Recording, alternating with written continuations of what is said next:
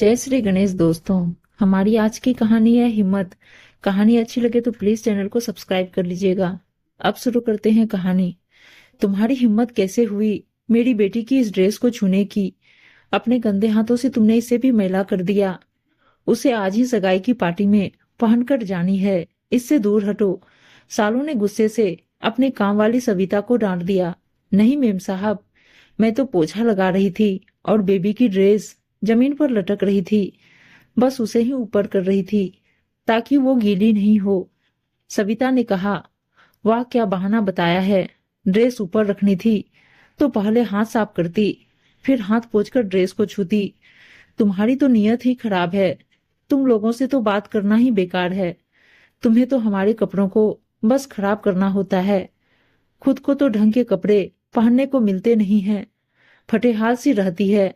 अब बकवास बंद कर, अपना काम कर।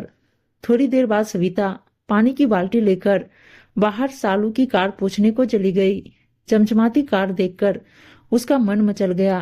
वो झट से कार की सीट पर जाकर बैठ गई। उसे कार में बैठा देख सालू गुस्से से तिलमिलाई। तेरी हिम्मत कैसे हुई मेरी कार में बैठने की? ये मत भूल, तू इस घर की नौकरानी है, यहाँ काम करती है। मालकिन बनने के सपने मत देख। और इस बार तेरा कोई बहाना नहीं चलेगा। तुझे इस महीने के 3 दिन की पगार काट कर मिलेगी। तूने मेरी कार को गंदा कर दिया। चल फिर से सारी कार साफ कर। मुझे बेबी को लेकर फंक्शन में जाना है। सालू ने अपनी बात खत्म की, लेकिन तब तक सविता खून के आंसू रो चुकी थी। वो सालू के यहाँ घर की साफ सफाई और बर्तन का काम करती थी, लेकिन सालू का व्यवहार जरा भी सही नहीं था। सालू बेहद ही घमंडी, सक्की और पैसे वाली महिला थी। पैसों के बल पर वो किसी का भी अपमान कर देती थी और किसी को भी कुछ भी कह देती थी। इसलिए उसके घर कामवाली ज्यादा टिकती नहीं थी। सविता की भी मजबूरी थी। उसे कहीं और काम नहीं मिल रहा था। जली कटी सुनने को मिलेगी पर पैसा भी तो मिलेगा, यही सोचकर वो महीने भर से यहाँ पर काम कर रही थी। दोपहर के वक्त सालू अपनी बेटी को लेकर कार से अपने रिश्तेदार की सगाई के फंक्शन में चली गई। रात काफी हो चुकी थी। सब लोग लगभग जा चुके थे। फंक्शन शहर से दूर एक फार्म हाउस में था।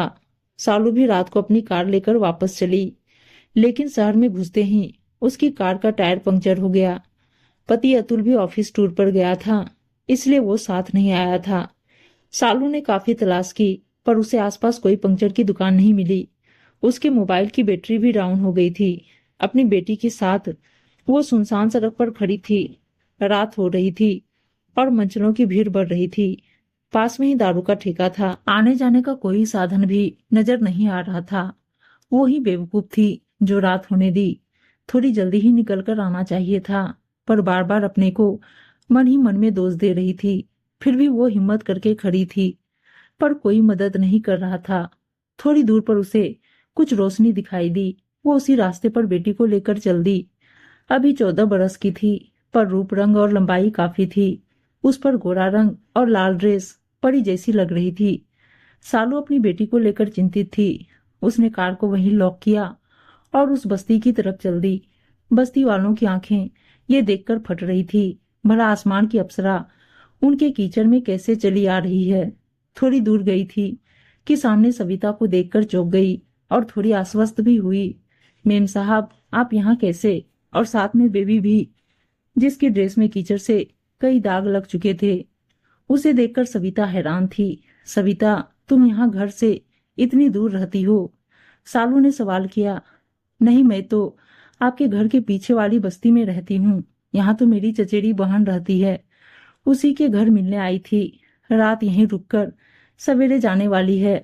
मेरा मर्द गांव गया है तो मैं अकेली वहां क्या करती? सविता को सालू ने सारी बातें बताई और रात को कहीं रुकने को कहा। सविता उसे अपनी चचेरी बहन की खोली में ले गई। उसमें सोने की जरा भी जगह नहीं थी, बस सब बैठकर रात गुजार सकते थे।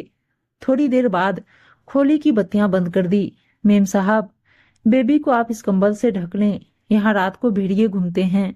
सालू डर गई। उसने बेबी की ड्रेस को छुपाकर उस पर कंबल ओढ़ा दिया और चुपचाप उन्होंने वहां बैठकर रात गुजार ली। सवेरे होते ही सालू, सविता और बेबी वहां से निकलकर कार के पास आ गए। लोगों की आवाजाही शुरू हो गई। किसी ने बताया, थोड़ी दूर पर पंक्चर की दुकान है जो रात को बंद हो गई थी। कार का पंक्चर ठीक हुआ। सालू ने सविता को कार में बैठने को कहा तो सविता सहम गई। मेम साहब, मैं कैसे आपकी कार में बैठ सकती हूँ? मेरी हिम्मत नहीं हो रही है। सविता, आज तुम्हारी वजह से मैं और बेबी दोनों बच गए हैं। मैं हमेशा घमंड में रहती थी, पर पैसा हर जगह काम नहीं आता है। आपका व्यवहार भी अच्छा होना चाहिए और किसी का अपमान और तिरस्कार करने से पहले 100 बार सोचना चाहिए।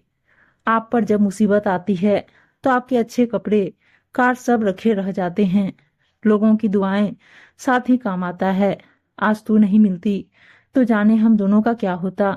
सालू की आंखों में पछतावा था। सविता हिम्मत करके कार में बैठ गई।